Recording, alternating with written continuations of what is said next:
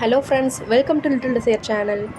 இன்றைக்கி நம்மளோட சேனலில் ரொம்பவே ஹெல்த்தி அண்ட் டேஸ்டியான சௌ சட்னி எப்படி செய்கிறதுன்னு பார்க்கலாங்க.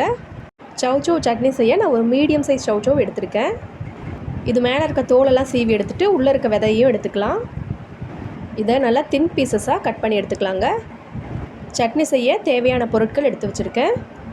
இந்த சட்னி இட்லி, தோசை, சாதத்துக்கு ரொம்பவே அருமையாக இருக்குங்க. சௌ சட்னி செய்ய ஒரு கடாய் வச்சுக்கிறேன். கடாயில் 2 டேபிள் ஸ்பூன் அளவுக்கு தேங்காய் எண்ணெய் சேர்த்துக்கிறேன். எண்ணெய் காஞ்சதும் 1/4 டீஸ்பூன் சீரகம் சேர்த்துட்டு 1 டீஸ்பூன் கடலைப்பருப்பு, 1 டீஸ்பூன் உளுத்தப்பருப்பு சேர்த்துக்கிறேன். இது நல்லா சிவந்து வந்ததும் ஒரு கொத்து கருவேப்பிலையில் சேர்த்துக்கிறேன்.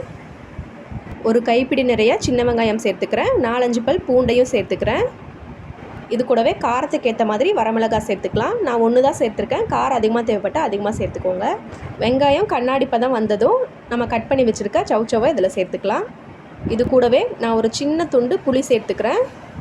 சட்னிக்கு தேவையான கல்லுப்பையும் இப்போயே சேர்த்துட்டு வதக்கிக்கலாம். உப்பு சேர்த்து வதக்கும்போது ஒரு 2லேருந்து 3 நிமிஷத்துலேயே நமக்கு காய் நல்லா வெந்துடும். காய் ஒரு 3/4 பாகம் வெந்தால் போதுங்க. வெந்ததும் நம்ம இது கூட தேங்காய் சேர்த்துக்கலாம்.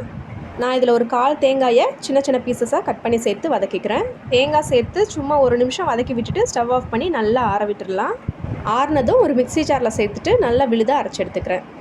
இந்த சட்னிக்கு நீங்கள் விருப்பப்பட்டால் கடுகு, உளுத்தம்பருப்பு, கருவேப்பிலை சேர்த்து ஒரு சின்னதாக ஒரு தாளிப்பு கொடுத்துக்கலாம். சூப்பரான டேஸ்ட்டில் சௌ சட்னி தயாராகிடுச்சு. இந்த வீடியோ உங்களுக்கு யூஸ்ஃபுல்லாக இருந்தால் வீடியோக்கு ஒரு லைக் கொடுங்க. சேனலையும் சப்ஸ்கிரைப் பண்ணிக்கோங்க. தேங்க்ஸ் ஃபார் வாட்சிங்.